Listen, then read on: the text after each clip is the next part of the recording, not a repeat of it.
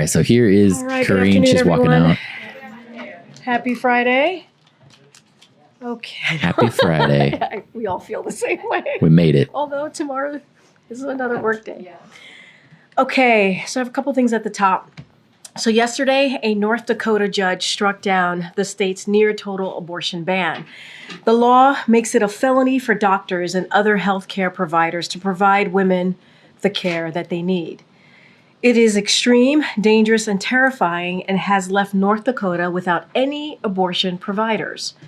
And that was made possible when the former president handpicked three Supreme Court justices to overturn Roe v. Wade. As a result, have you seen Taylor Swift's private plane travels for the 2025, probably a football season, or 24, I guess it would be. I haven't seen it, but I know she has her own private jet. She flies around. She spends all this money. It's ridiculous. Paul says she drops some pretty big donations. I'm sure she does with the amount of money she has. More than 20 states have abortion bans currently in effect. 20 states. And it's not stopping at the state level. Republican elected officials in Congress have proposed 4 national abortion bans while refusing to protect nationwide access to IVF and contraception. President Biden and Vice President Harris believe that women in every state must have the right to make deeply personal decisions about their health. They continue to call on Congress to restore the protections of Roe v. Wade into federal law and fight efforts by Republican elected officials to undermine our fundamental freedoms. Next, I wanted to also quickly recognize all of the amazing Team USA athletes who participated in this year's Paralympics in Paris that ended this past weekend. Team USA showed incredible resilience and strength. This year's athletes brought home an impressive 105, including 36 gold medals. From the president on down, we have all been cheering you on here at the White House. We are so proud of all of you. Playing her last flight logs, or her flight logs for last year, so much for her carbon footprint. Yeah, I saw that too, which it's a little bit... yeah, she's rich. Let's just say that. I listen to a variety of genres and kind of like the blended stuff. To be honest, I'm old. I don't listen to music, or I sound like an old person. I pretty much go strictly for podcasts, audiobooks, stuff like that. If I'm mowing the lawn or something in my car. Why hasn't Biden added more to the Supreme Court? The Congress had the power for a while. Good question. She pays fees for that footprint, I believe. Oh, let's see. She as pays a president, as the First Lady said, pardon me, and I quote, "Our athletes carry more than just our flag. They carry our nation's heart and our hopes with them too." And finally, as you all know, the president joined a brunch in celebration of Black excellence on the South Lawn this afternoon. Over the coming days, President Biden will participate in a celebratory engagement centered on the triumphs and legacy of Black Americans and the institutions they have created. In addition to today's brunch in celebration of Black excellence. So you're actually right, Paul. I didn't know this, but it says, in response to the environmental impact of her tour, Taylor Swift has committed to compensating for her carbon emissions by purchasing more than double the carbon credits needed to offset her emissions. So like she's doubling down on it. So good for her, right? Good for her. I don't like her music. Her music's not for me, but at least she's putting her money where her mouth is, right? That's good. Paul, I've been addicted to the Sugarland Taylor Swift song the last couple of days. I would leave my kids and family behind to go with Jennifer Nettles. I don't know who that is. I'm going to look up her too. President Biden will deliver remarks at the 2024 Phoenix Awards dinner on Saturday and address the National HBC Week Conference in Philadelphia, Pennsylvania on Monday. These events will focus on speaking directly to the community about the Biden-Harris administration's accomplishment for the Black community. As a proud... She looks great for 50 years old. Black American myself, I must say that I am incredibly proud to be working for a president and a vice president who has certainly delivered for Black Americans. His time in office is marked by significant wins for the Black community, including achieving the lowest Black unemployment rate on record, nominating Justice Ketanji Brown Jackson to the Supreme Court, and investing a historic $16 billion into HBCUs. We are looking forward to traveling to Philadelphia this coming Monday. And with that, Darlene. Hi, thank you. Hello. All right, let's take some questions. So the administration had promised to use the full extent of the law to make sure that pregnant patients got emergency care after Roe v. Wade was overturned. The AP is reporting today that none of the hospitals that have denied care to pregnant patients since Roe v. Wade was overturned have been fined. Do you know why? So I would have to talk to the Department of Justice. I'm just now learning this reporting that the Associated Press has. The first question, she's already deflecting. Already starting this one off right. Happy Friday. So I would have to go back to the Department of Justice and also refer you to them as well to get a better sense of how they're operating that particular policy. But I would have to say, and I said this at the top, we would not be in this position if the former president did not appoint three Supreme Court justices with one of the obviously one of the goals that they were successful at was making sure the Dobbs decision was done, which overturned Roe v. Wade, which was a constitutional right that women had for nearly 50 years. And that is why the president had to step in. That is why the president had to sign an executive order. That is why we have been very forceful, very clear about what Dobbs' decision has done. And we don't even have to, it doesn't have to come from us. We could see what has happened across the states, 21, 22 states that now have abortion bans. And now that is affecting, as we know, 27 million women who are now affected by this, who their reproductive freedom has been taken away. That decision to make those really personal decisions for themselves has been taken away.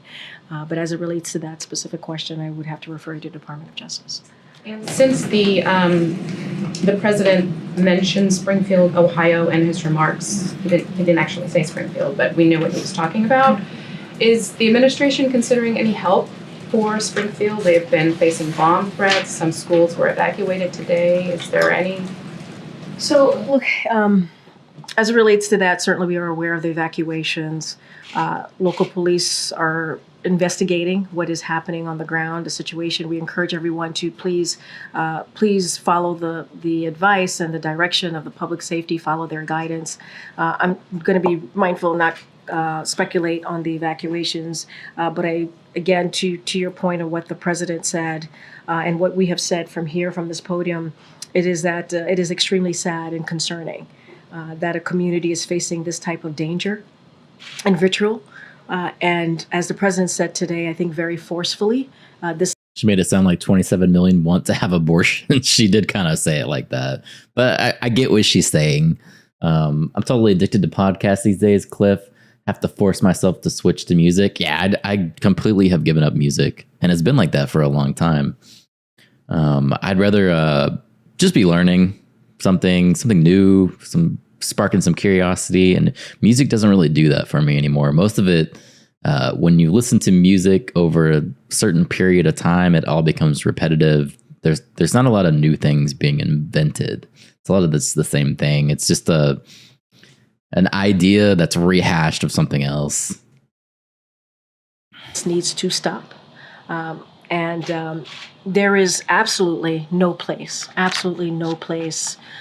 in this country, certainly in our political discourse, for this type of vitriolic, smearing, hateful language. And certainly, as we have done in the past 3.5 years, and the president has done throughout his career, and the vice president as well, we're going to continue to call that out and condemn that type of vitriolic behavior. We will certainly offer any assistance if needed on the ground by the local police. Sometimes I just play some beats behind the podcast. That actually sounds really relaxing. You get like a nice beat going, and then you have the podcast as well. It's a good idea. Gotcha. And just to bounce off the question about Springfield, the Ohio governor said that the federal government needs to give Springfield some help to deal with the influx of migrants. What's the president's reaction to that, and does the White House have plans to provide some funding to the state? So a couple of things, and I'm actually glad you asked this question, because there are a couple of things I do want to lay out that the administration has been able to do. They're eating the cats. They're eating the dogs. Again, this is conspiracy theory, what we're hearing, that has been debunked by the Ohio, the Ohio Police Department, the Springfield mayor, the city manager. And so we have to make sure that we put that out there, that this has been debunked. And spreading this type of hateful conspiracy theories is indeed very dangerous. Did she just say that they're evacuating Springfield? I haven't seen any reports of violence there. No, what I heard is they were trying to ask for more funding because of all the migrants being placed there. They just want money. Most government officials there are, they're going to want money. It's very dangerous. But then she just said it was dangerous. So what's she talking about? Let me look it up. Our priority has been ensuring communities across the country have the support they need.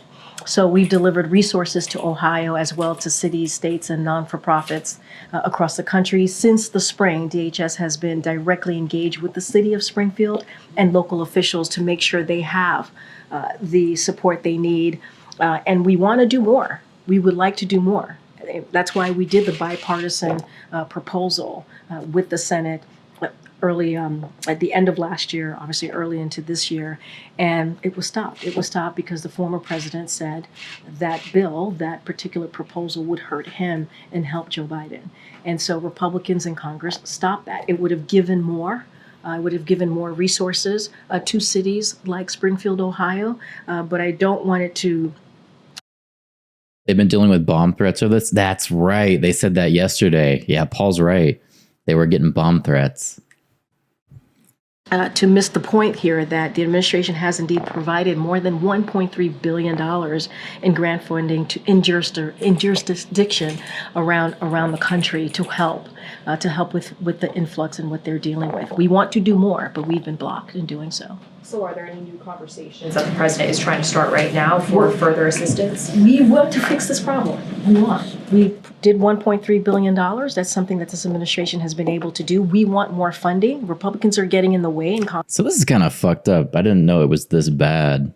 They're basically saying 2 elementary schools were evacuated and middle school was closed on Friday in the wake of the new threat sent via email in Springfield. Man, I don't care what political party you're for. Why are you calling in bomb threats into a elementary school?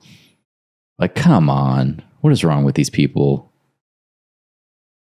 Because I thought before, when we were listening yesterday, it was like some kind of government building, which I'm like, okay, we don't want that, obviously, but it made more sense to turn and call in bomb threats into a school over this. And I guess we don't even know if this is actually linked, to be honest. Multiple agencies, media, let's see. Yeah, they're still working with local police to help identify the source of the threat. So they don't actually know a motive. I think they're just kind of assuming that it's linked.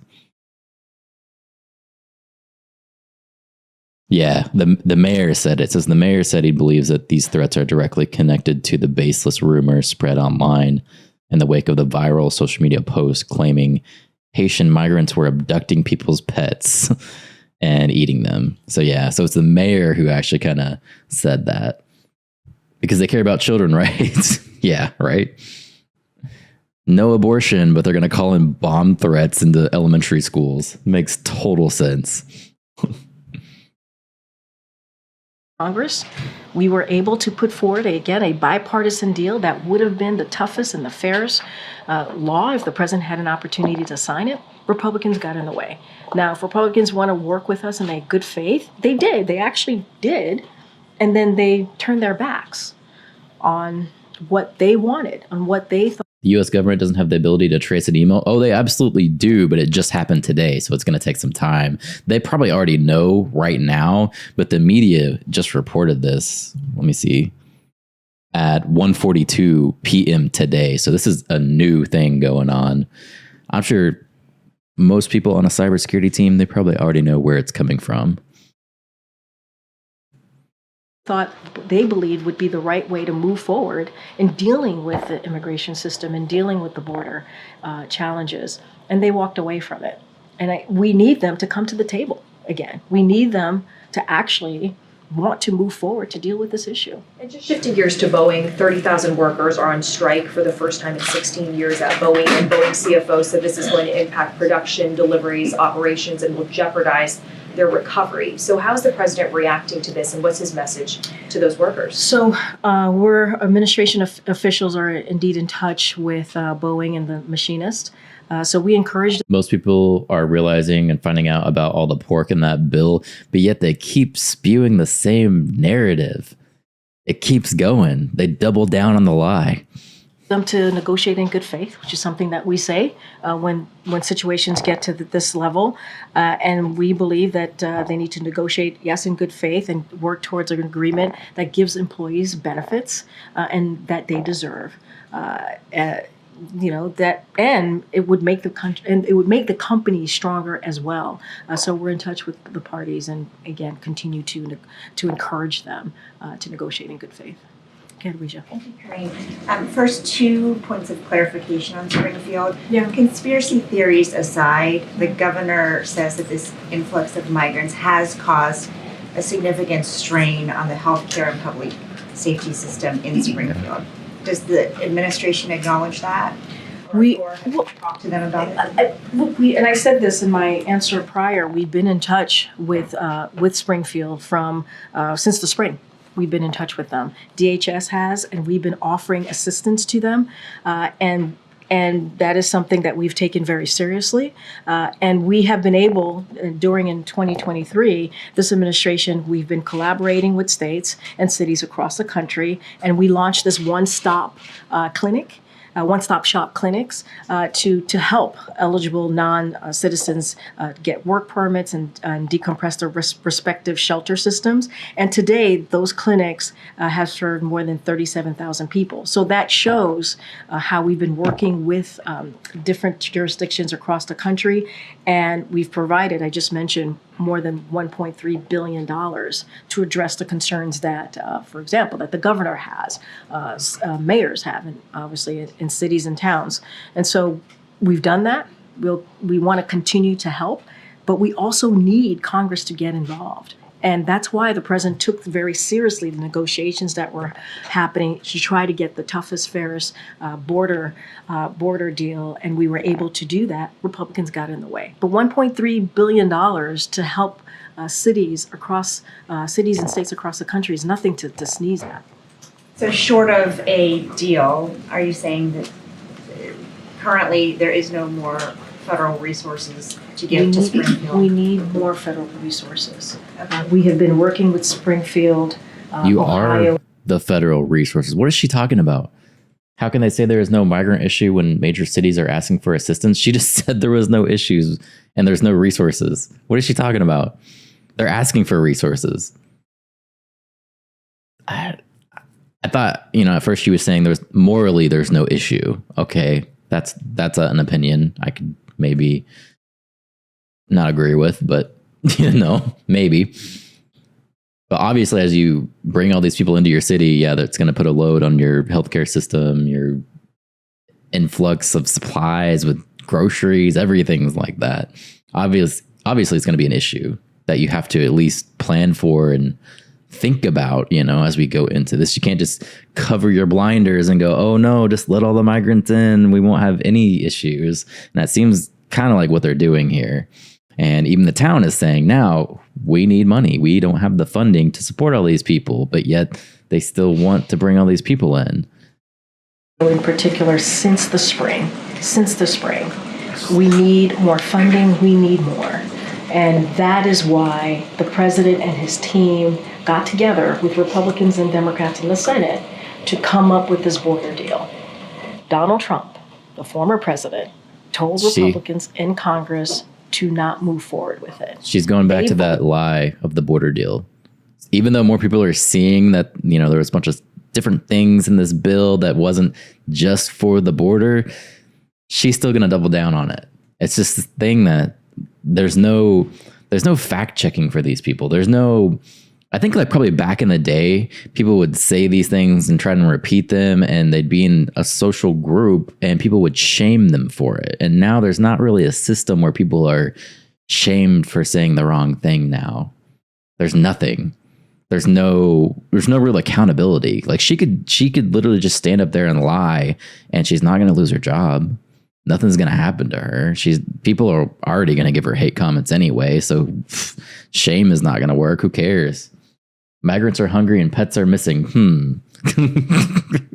Exactly. And you can't completely discredit those videos of those people calling the cops or the reports of these geese missing. I don't think it's a problem as much as like, Donald Trump would make it out to be. Obviously, it's not that big of an issue, especially for a former president to bring it up in a debate. That's embarrassing. Voted against their own bipartisan deal. And then turning to tariffs. She needs some fact-checking moderators. Yeah, but even then, they're going to be biased,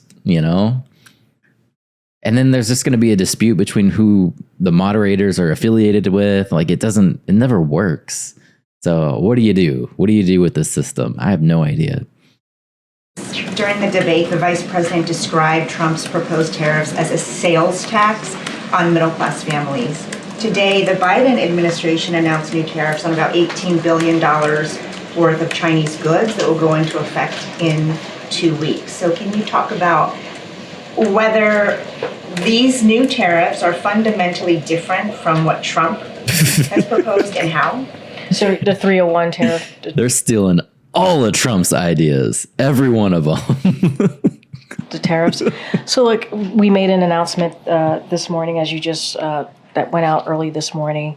And I think the president, back in May, when he was announcing that he was going to take action, he said very clearly he was going to do that to protect Americans, workers and businesses from China's unfair trade practices. And that's a commitment that he made and he spoke to back in May. With tariffs. The comparison, as you're asking me, the Trump administration, the last administration, their trade deal with China failed to boost American manufacturing. And what the president's economic agenda, what we've been trying to do for almost 4 years now, and we've seen some results here, is nearly $1 trillion of new investments here in America. Manufacturing investment has hit record highs, and factory construction has doubled to a record high. The annual trade deficit with China is the lowest in a decade, and that is because of the president's economic agenda, lower than any year under the last administration. And so the president is going to continue to take action to protect American workers and manufacturing and Exactly. Encourage China to eliminate its unfair practices. Trump tariffs are bad. Biden exact same tariffs, good for the economy. Gotcha. Yep. Practices as it goes to the specifics of it. Obviously, USTR will have more. This is the stuff that I'm talking about, man. Like, I think in a different generation, she would have been shamed and it would have had like some kind of social pressure to where she would have had to change her ways to benefit society by not lying, but there's no system in place for her to actually be telling the truth. Her job is literally just to support the president. And I really think it's like being in the military. She is the chief coming out, trying to tell the enlisted folk that everything is great. The commander's got it. Everything's under control. He's never going to say anything bad about the commander, or any kind of worries people that might have aren't really going to be addressed. It's just going to be this phony thing going on.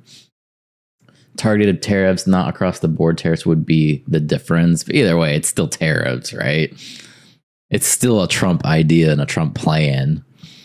More information on that, but the president made a commitment. He's keeping the issue, Paul, is that they literally were talking about how Trump tariffs were bad. Like last week, they were talking about how putting tariffs on China doesn't work and it all just goes back to the consumer and Americans end up paying the price for it, which we could argue if that's true or not. Sure, but it's the idea that they would say that to try and shame Trump, make him look bad, and then turn around next week and do the exact same thing. That's where it's wrong. To his commitment, and if you can see what his economic agenda has actually done, manufacturing businesses, and how that lines up with China and what China has, how his agenda has affected China's. I'm not saying Trump invented tariffs. What I'm saying is Trump's ideas were to put tariffs on people. Last week, the Democrats were saying that tariffs don't work. Tariffs are bad. They put the cost on the consumer. And now, fast forward a week, suddenly tariffs are the greatest thing ever, and they're working the economy in a great way. That's the issue. If she's the chief, where's the LT that piggybacks off what the chief just said? It's the dude that comes out. Who's the other guy? They come him out. He comes out once in a while. Behavior, and I think that matters. I'm sorry, I should have been more clear. Yeah. How is it not a sales tax on all the goods that people buy? See, that's exactly what she's saying. How is that not a sales tax? Because they were literally just saying that last week about Trump. That's the issue. Trying to do is making sure that we're protecting American workers and businesses. That's what we're doing. USTR can certainly get into more details and specifics to your question, but our commitment, and I think it shows in the president's economic policies I just laid out, and how the annual trade deficit with China is the lowest in a decade, lower than any year during the last administration. And so what we're trying to do is eliminate China's unfair practices, and we've seen the results of that. That was the commitment that this president made in May, and that's the commitment that will continue. This is about American workers and businesses, and we're going to certainly continue to deal with China's unfair trade practices, and that's what you're seeing. Okay. Thanks, Karine. Just back to the Boeing strike, does the White House believe that there is an immediate economic impact from the strike? So we're in touch with officials, and this is something that, as I say all the time when I get asked this question, we're going to monitor very, very closely. I don't have a specific question to you on that, on a yes or no, but this is something that we're certainly going to monitor. What we want to see is all parties to come together in good faith and come up with a deal that helps the workers, the hard work, right? Continues to really respect the hard work that the workers do day in and day out for companies. But I don't have anything specific. We're going to monitor. We're going to keep eye on it. Not even a general assessment on the economic impact, immediate or otherwise? This is something that we're going to monitor. Okay, and just staying on that topic and stepping back a little bit, you've obviously gotten a number of Boeing-related questions in this job, the door that blew off the plane, number of compliance issues. There are 2 astronauts who are literally stuck in space. What do you think is going on with the company? I can't speak for what's going on inside a company. That is for them to certainly speak to. As it relates to the strike that is currently happening, we're certainly in touch with Boeing and the machinists. We want them to come together in good faith as it relates to the safety concerns that Americans should have, rightly have. Obviously, the Department of Transportation has been on top of that, dealing with ways to make sure there's transparency and they deal with those safety issues. FAA has been on top of that as well. But I can't speak to what's going on with Boeing. That is something for them to speak to.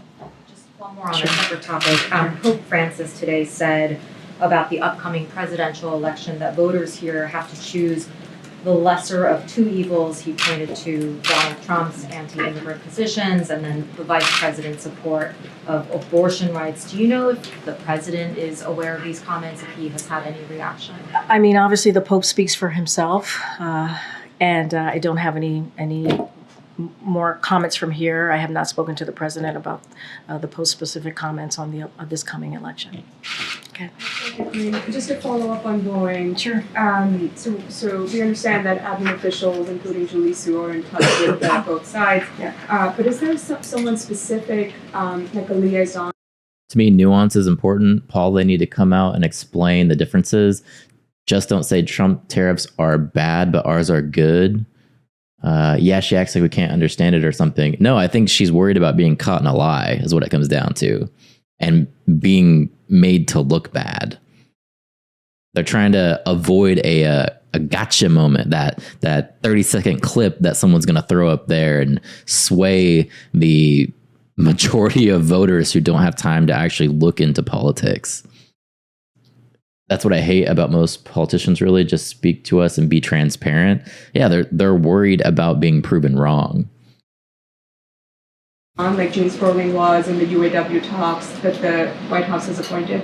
So I don't have a specific person to point to from the White House. White House officials, including the Department of Labor, as you just mentioned, the acting secretary has been in touch with Boeing and the machinist on this particular matter, but don't have a person to point out to you. But White House officials here have been in touch. And are the president or the vice president planning to join any of these workers on the picket line? Have any discussions taken place? As you know, the president was the first president to go to Michigan and be with UAW workers when they were striking, and he was very proud to do that. Has been named the most pro union president ever, and so he's proud to hold that title. I don't have or acknowledgement. I just don't have anything to share on either of their schedules. Has the president spoken to the union? I don't have a call to speak to at this time. And one quick one on the U.S. Steel, Nippon Steel deal. The Washington Post was reporting that the White House may push a decision on the deal until after the election.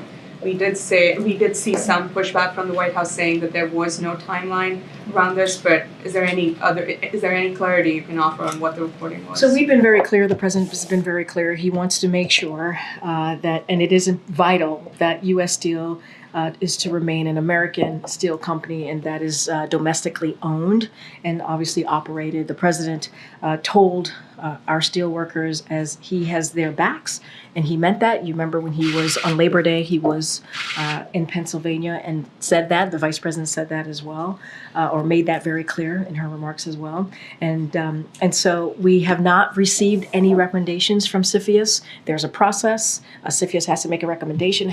I used a tag on TikTok, and it was U.S. Steel, and they took it down. So that kind of tells you moderation on TikTok. To be transmitted to the president. The president then makes a decision. That has not occurred. That has not happened. CFIUS is independent, and they're going to make those decisions. I believe last week the White House provided a statement that we have not received any recommendations, so that continues to be the case. And so don't have anything. So I just don't have anything to share if this is imminent on a decision. They are independent. Will the White House recommend that CFIUS expedite the review process? It's their process. CFIUS has been looking at the deal for a while. For some time, I know. Yeah. And it's their process. They are independent. And the process is they make the decision, their recommendation. It's transmitted to us, and the president obviously makes a decision. But that has not occurred. And we have to allow them to have the space to make that decision, the process to play through. So you're saying the Post saying that the decision it could land only after the election. Is that accurate or not? What I'm saying to you, how the process works, we have not received any recommendations yet from CFIUS. Therefore, it could not be imminent if we have not received any recommendations. That's all I'm saying.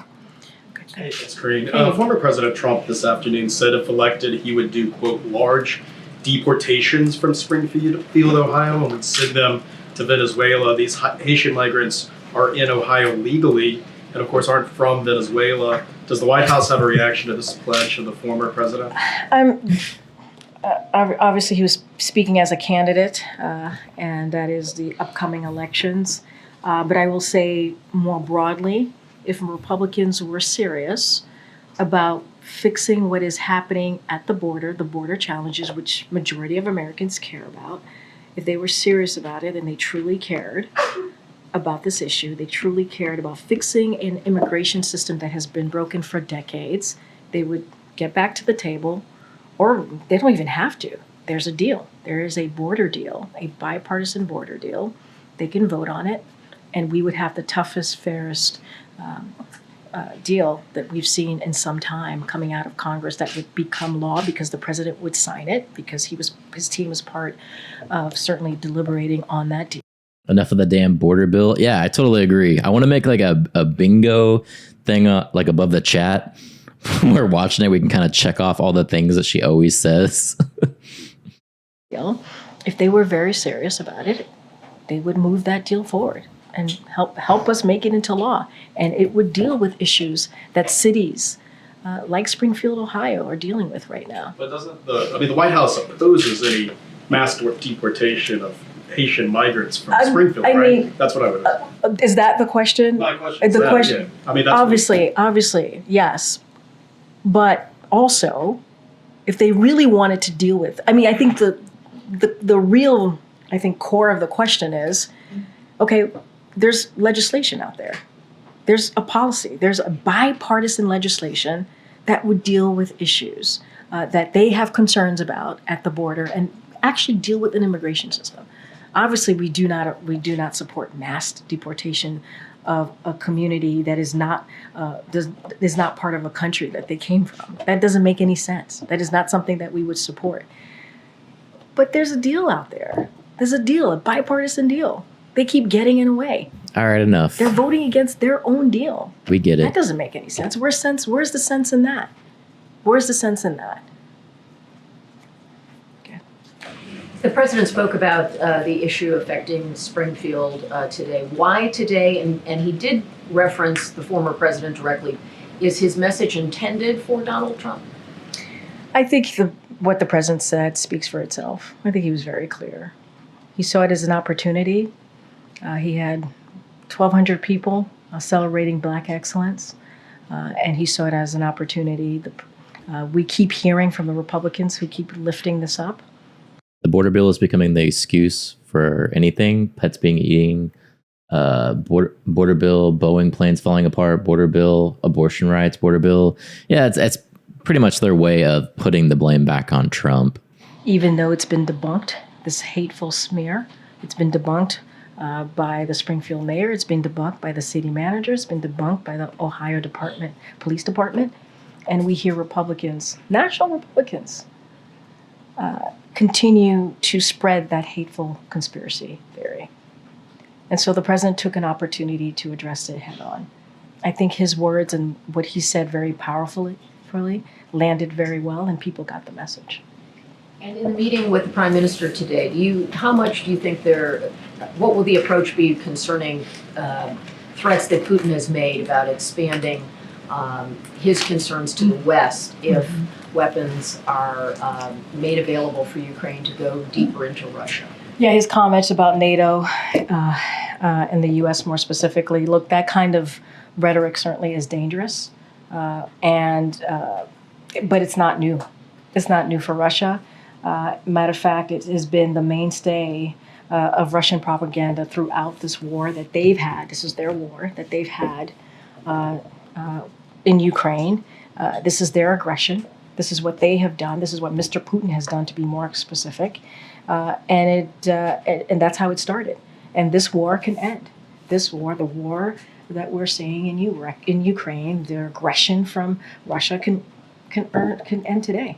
Can end today. Russia can move their troops out of Ukraine, and it can end.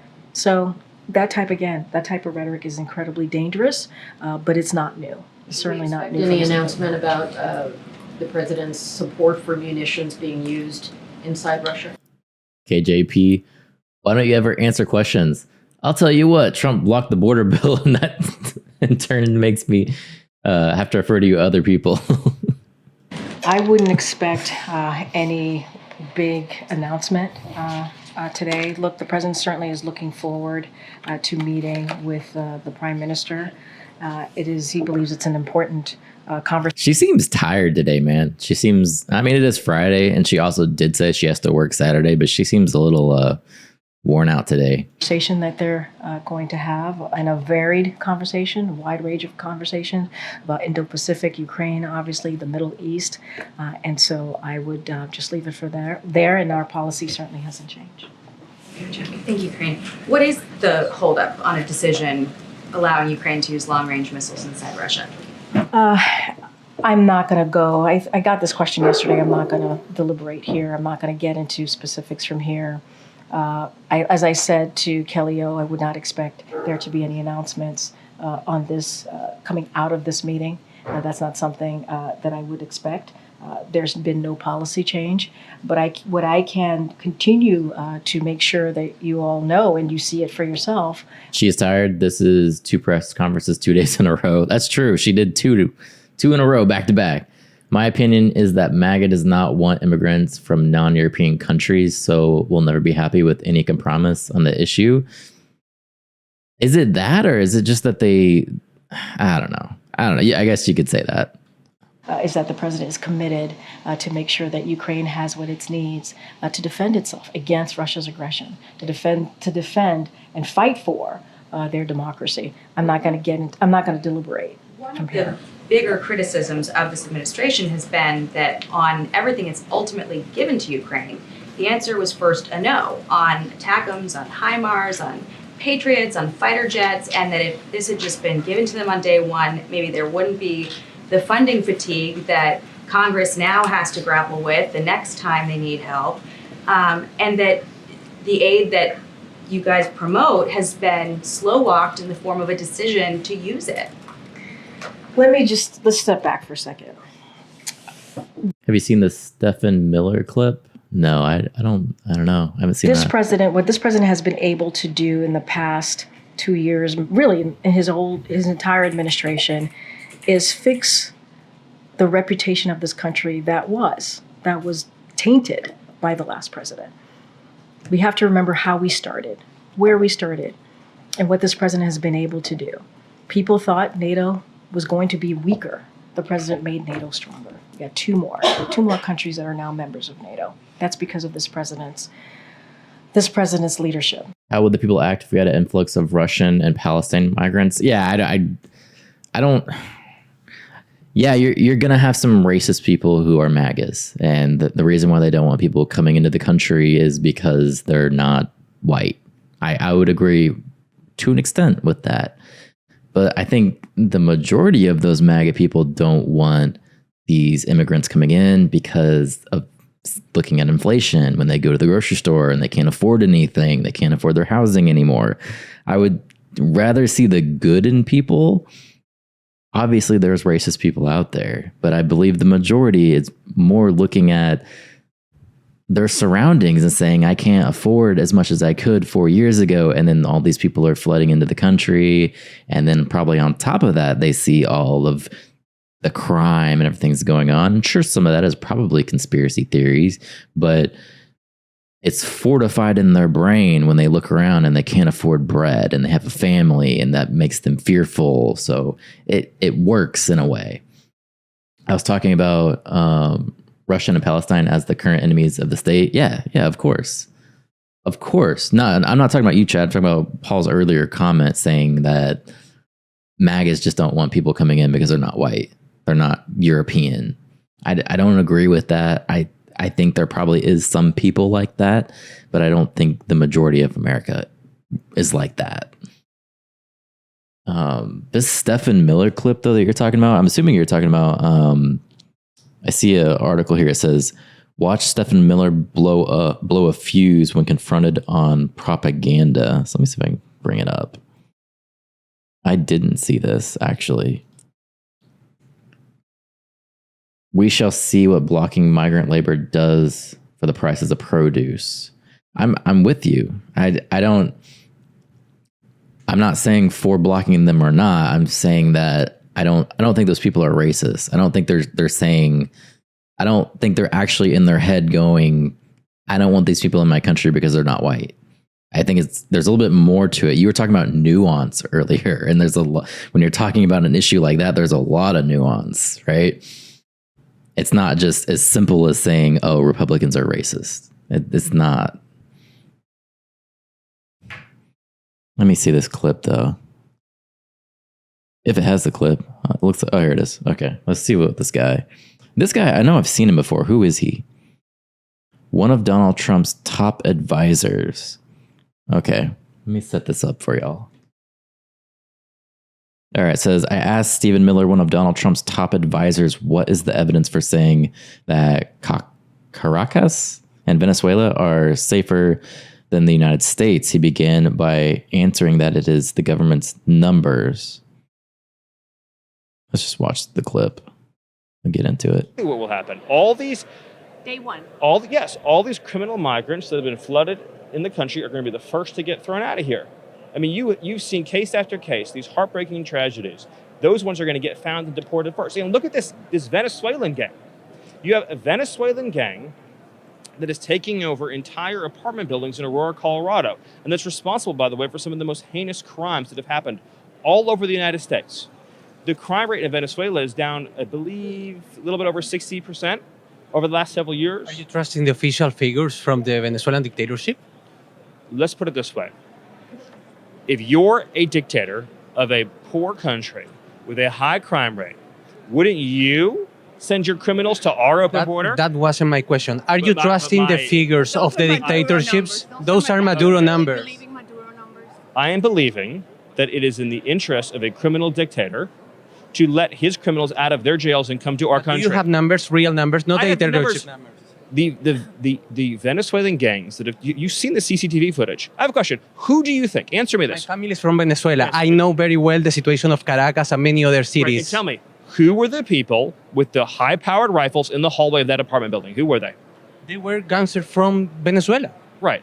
No American community. But I was asking to you about figures, numbers, What I'm saying facts. to you is the facts are the dead bodies. The facts are You said that Caracas has a facts are- lowest crime the rate facts than the are- USA. the facts are the mutilated bodies. The facts are the people in the morgues that are dead. I was asking you about Caracas and the numbers in Caracas. Are you trusting the numbers of the dictatorship I to am state what trusting the you're saying? fact that Kamala jeez. Harris is Why are you letting yelling? illegal immigrants into this country who are raping and murdering children. I had been very respectful. Why are you yelling? Do you know who Jocelyn Ungary is? Do you know who she is? Do you know how Tell me many who she is. people Who is she? experiencing Who is she? violence in Caracas? Who is she? Who is Laken Riley? Why are Who you is yelling she? again? Because I'm yelling because children are being raped and murdered. I was just by asking for illegal figures immigrants. and you have not Children replied are to me being about raped those and figures. murdered. Do you know who Kayla Do Hamilton you trust the numbers of Do you know Nicolas her Maduro? story? I'm asking I again. trust a ruthless dictator will empty his prisons and send their criminals to our country. So you trust his numbers? The most dangerous gang in Venezuela is You now trust occupying Nicolas apartment Maduro? buildings. I trust that he does not want his criminals to be. So you believe in his numbers? I believe he's sending his criminals to our country. And do you think not- that the crime rate in Venezuela have Do you decreased? not believe the law enforcement reports of Venezuelan gangs in this country? I was asking for Are the Venezuelan gangs- government are figures, Venezuelan not gangs the in this figures country here. Or not? Are Venezuelan gangs in this country or not? Yes or no? What Yes or are no? the figures Yes or no? that you Yes or say no? to say Yes that or no? in Caracas Yes or the no? number is Are lower than in the Venezuelan gangs- USA? Are Venezuelan gangs in this country or not? So you don't have numbers. Are Venezuela? You know who has numbers? The Department of Homeland Security. You can ask Mayorkas for numbers. You can ask Director Ray for the numbers. Sir, I'm telling you. you said You think that in Nicolas Venezuela Maduro- the crime rate is lower than the Because- USA. Yes, because the What are criminals your numbers? here That's now. my question. Because the criminals are here now. Those are Maduro's numbers. I can tell you again that Border Patrol agents are encountering Do you thousands trust of gang Maduro members. numbers? I trust the border agents in our country. But I they are hope not that saying you that have the Caracas has a fundamental- lower crime rate. Children are dead, and you are wasting my time. No, I am not Children wasting your are being time. raped. I'm asking Do you for have facts any as a remorse for the- journalist. Do you have any remorse for the dead children? Do you care at all about the dead children? Absolutely. Then that's what I want to leave you with, is that Donald Trump I will come was just to asking for office. figures. Here's what's going to happen. Donald Trump is going to be elected president, and the migrant gangs are going to be sent home. Children's lives will be saved. And you know who will benefit the most? Are the working class Hispanic communities that are besieged by gang violence. So you don't have Public figures. schools that are being overtaken by migrant gangs. You have MS-13 that is brutalizing children. You have Kayla Hamilton, who was a 20-year-old autistic girl who was raped and murdered, beaten to death. That will end. That will stop, and our children's lives will be saved. That is the most virtuous thing that can possibly be done. We are going to save the lives of our children. We will not let Kamala Harris condemn them to a life of misery, suffering, and death. Thank I have you. not replied my question. I think that's all he's got. Yeah. Yikes. The reporter gets props from me, bro. Yeah, the reporter managed to get under his skin for sure, obviously. How long can they say the same thing? What are they, 5 years old? Yeah, they were not getting anywhere in that. They were just going back and forth. Stephen is Trump's right-hand immigration policy guy. Yeah, it says up here that he's like his advisor. Yeah, top advisor.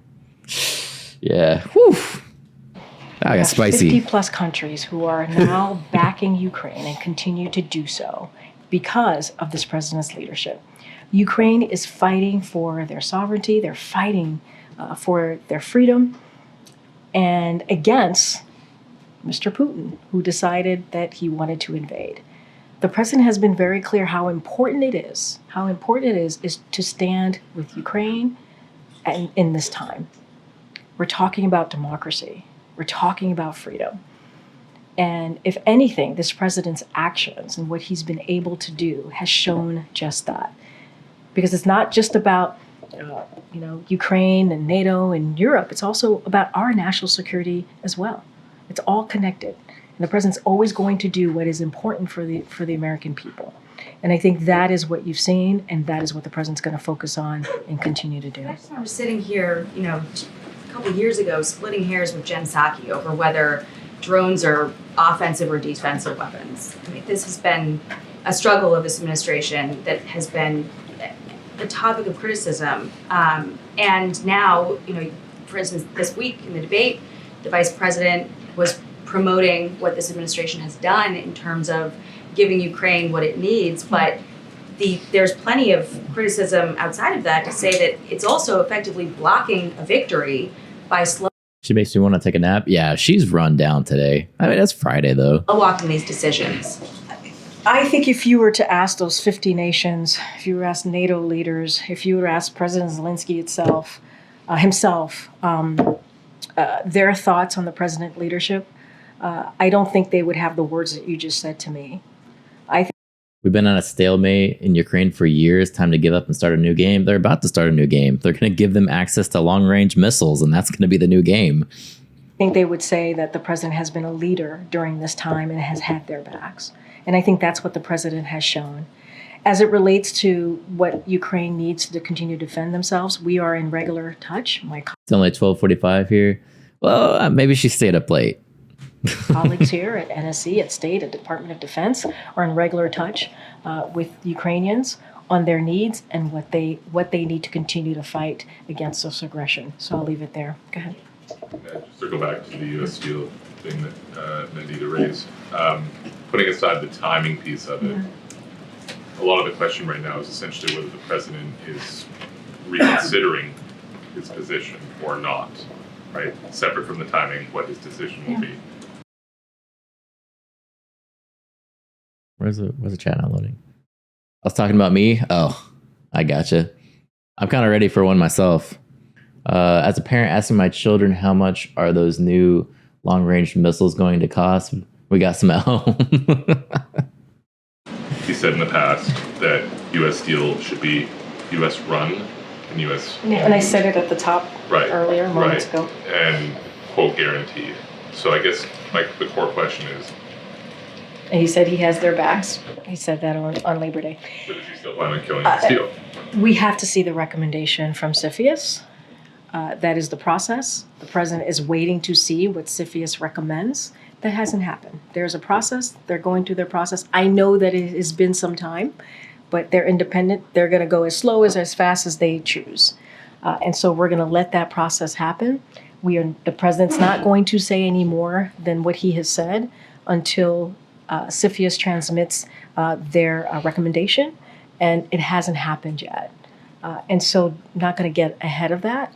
And what I will say, and I know you didn't ask me about the timeline, but we put a statement last week saying that it hasn't happened yet, so therefore it cannot be imminent. Well, we've reported that the existing CFIUS timeline is September 23rd, so that's not too far away from now. And I'm not gonna get into it from here about a timeline, their deadline. I'm just saying to you, we have not received their recommendation, and so yeah. Joe Biden's previous statements on this, U.S. Steel remaining domestically owned and run guaranteed, still stand. Still stand. I literally mentioned it in a question that I received from one of your colleagues, and I said his position continues. It is vital. It is vital for U.S. Steel to remain American steel company that is domestically and certainly owned and operated. That stands. He said that on Labor Day, which was not too long ago when he was in Pennsylvania. Maybe that's why I haven't made much effort to watch these. You got to watch them, man. You got to be informed. Sometimes she gives some good answers, not always. But so is the U.S. Steel being acquired by a foreign entity not as important as TikTok, I think is what you're talking about? You need to be an American-owned app. I think they considered U.S. Steel being lost more of a bigger blow compared to like TikTok, where they have different sources like YouTube or something like that are more American, I guess. I don't know. I think that's their logic, maybe. He said to the steel workers he has their back, and that stands. As far as CFIUS, they haven't made their recommendation. It has not transmitted over yet. So the president, I can't say anything until that happens. Very quickly, with respect to the meeting this afternoon, we've reported that European countries believe that Iran has begun providing ballistic missiles to Russia to be used in attacks on Ukraine. Can you speak to whether the U.S. also believes that those shipments have begun, or is it unclear? So I would refer to NSC. I believe they did a gaggle earlier today, so I refer to those comments. Okay, thank you. I just want to go back to the long-range missile. Sure. Just one more. It's just that, I mean, considering the tone of the Russian president, the fact that you would take this as a direct participation of NATO members, and considering Article 5 of NATO Charter, what type of conversation has the president had with his colleagues, Canadian Prime Minister, for instance, one of them, just to have everybody ready for a potential attack on the NATO country? Look, I'm not going to get ahead of any conversations. What I can say are certainly our policy has not changed. I don't want to speak to hypotheticals here. I'm not going to go into what if this happens, then what. I'm not going to get into hypotheticals. What I can say, this is incredibly dangerous type of rhetoric that we're hearing from Russia. Not unusual. This is the type of propaganda that we've heard from Russia throughout this war. And when asked, we're going to be very clear about that. And then when also asked, we're going to also be very clear that this war can end. Mr. Putin can end his aggression that we have seen in Ukraine. It is his war that he started. He can end it. Pull the troops out. Pull his troops out. He can end it. Conversations with leaders, NATO leaders. I don't have any. The gravity of the conflict. I don't have any new conversations to share. As I've said, this is not new for Russia. We have seen this throughout the war, making this type of dangerous comments, dangerous rhetoric, not new. And there's a way to fix this. This is for Russia to end its war. A personal question, actually, Karine, because I was listening to you this morning, at noon, and you refer to yourself as a proud Haitian American. Yeah. That's not new. That's not new. No. But do you take this personally when the community is a target of attack as it is at the moment in Springfield? I take it personally when any community, any vulnerable community is attacked. Not just a community that I belong to and proudly belong to, but any community, any vulnerable community that is attacked, wrongfully so, in a hateful way. One of the things that I'm proud about in being part of this administration is that we condemn that type of stuff. We condemn that type of hateful language. That's what I'm going to continue to do. And I get to do that on behalf of President Biden, who also condemns that type of hateful rhetoric, as you have heard him today and many times before, when a vulnerable community is attacked. That's not what national leaders should be. Political leaders should not be attacking vulnerable communities. Trump really did mess up saying that about the cats and the dogs, because now they're going to run with this for months, probably up until the election, paint him as a racist. That's not who we should be. And if they're going to fall for conspiracy theories online, maybe they shouldn't be our leaders. Maybe they shouldn't be. But it is on all of us. It doesn't matter if you're Haitian American, it doesn't matter if you're Jewish American, it doesn't matter if you're Muslim American. All of us should come together. When we hear that type of hateful rhetoric, we should come together and have each other's backs and call it out, because it's not okay. It is dangerous. It is dangerous. It puts people's lives at risk. And this president is going to continue to stand up and speak against it. Are there any Go ahead, Patsy. Thank you, Karine. One last try. It's not funny. I know I'm you just want to asking make. a question. Wait a communities. minute. Hold on. You're making a Hold on. distinction. What did he Wait, say? Hold on. It's not funny. I didn't say Wait, that. no. It I is asked not. a Wait, question. I'm answering. Let me answer. Are there any Stop. vulnerable communities? Not everybody wants to hear the sound of your voice, sir. Give me a second, and I will tell you my answer. It's not funny, Patsy. Thank you, Karine. Following up on one last try on the long range. Yeah, sure. That woke her up. Can you just give us a sense of what might be the president's biggest concern at this point? Is it the risk of escalation with the nuclear power? I'm not going to get into hypotheticals here. We're going to call it out. You mean like with Russia making the comments about NATO and U.S.? We've She's only been gonna trying to answer get two more. you to give us more details on what's a holdup on providing Oh, I see. missiles I to see. Ukraine. I don't have anything else to share. Our policy has not changed. We are going to be in regular touch with the Ukrainian people as they continue to fight this Did you guys catch what he said? It was something about a joke, I guess. a fight against this aggression from Russia. No change in policy. I just don't have anything to add. The president has been a leader when it comes to giving Ukraine the support that they need. 50 plus countries, that is important to note. Making NATO stronger, that is important to note, and that is because of this president's leadership. I just don't have anything else to share behind that. Can we stay on Russia, if Sure. you may? The State Department just announced new sanctions on Russian state media RT, laying out its disinformation campaign operations to destabilize various governments, including the government in Argentina, creating tensions between neighboring countries. Does the administration have a specific strategy to try to stop RT's efforts in the Western Hemisphere or other places in the world? So I'm going to let certainly the State Department and the Department of Justice speak to their announcement. You heard from the State Department today. You heard from the Department of Justice last week. We are taking this very seriously. They are taking it very seriously. I'm not going to get into what's next. Certainly they will make announcements on their own if they feel that there's more to share. Can I just indulge with a response that RT has given out on social media, saying RT lives rent-free in the State Department's head. We're running out of popcorn, but we'll be here live, laughing hard. I mean, kind of mocking the administration's steps on sanctioning them at this point. Do you have a response? So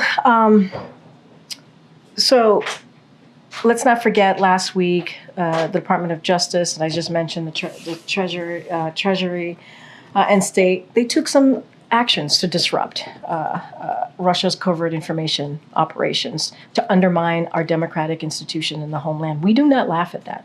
That is very serious, and we take that very seriously. And State's announcement today make it clear that the U.S., and want to be clear, is not only targeting RT's covert operations. We learned that, in fact, RT covert influence efforts extended to places like Europe and Africa. That's what we learned. Anything more than that, I would have to refer you to the State Department and the Treasury to speak to that as they made that announcement today. Just don't have anything else, but we take this very seriously. I didn't catch the joke. I didn't hear anything. She kept stopping him. Yeah, I don't know what he said, but whatever he said pissed her off. Okay. Hi, Trinity. I was told you were going to be in the briefing room today. Howard University. Yes. Hi, nice to see you. Nice to see Want to say a you. little bit about yourself? Hi everyone, I'm Trinity Webster Bass. I'm a senior honors broadcast journalism major, Afro-American Studies minor, attending Howard University. And I had the pleasure of meeting Karine at the White House Correspondents Association dinner, in which I won a scholarship. Congratulations again. Thank you. I just wanted to go back to the event held today on the South Lawn. Why was it important for the Biden administration to hold this event today, and are future events coming of the same nature? So look, I want to start off by quoting what the president said, and I think it's important today when he was addressing the crowd on the South Lawn. We recognize that this nation would not exist without the blood, sweat, and tears, without the determination, dreams, and contributions of Black Americans.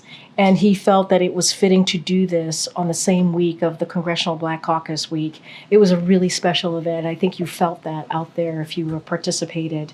And so he wanted to host this brunch for a couple of reasons, to show his personal gratitude to the community and celebrate their progress. The progress we've made under the Biden-Harris administration. You heard him talk about that in his remarks, and wanted to make sure that we didn't forget, that we continue to speak to why Black Americans and African American history is really part of American history, and that is something that we cannot forget. I'm going to take one last one. Okay, Karen. Big political news earlier this week when Taylor Swift endorsed the vice president. There it I'm not is. going to ask you about the endorsement because I'm not going to answer that. But the voting registration site that she drove people to from her post, in that first 24 hours, there were more than 400,000 visitors from that link. Yeah. Is the president aware of that traffic and the interest in the registration? And does he think that that kind of influence can make a difference in driving turnout, getting people to get Of course it's going to make a difference. more engaged in elections? I think it's important for people to exercise their sacred right to vote. And that is something that the president finds it incredibly important to continue to do and to protect that right to vote. I do want to say, as it relates to Taylor Swift, what I can say is there are a lot of Swifties here in the White House. And so I can say that. I hear that a lot.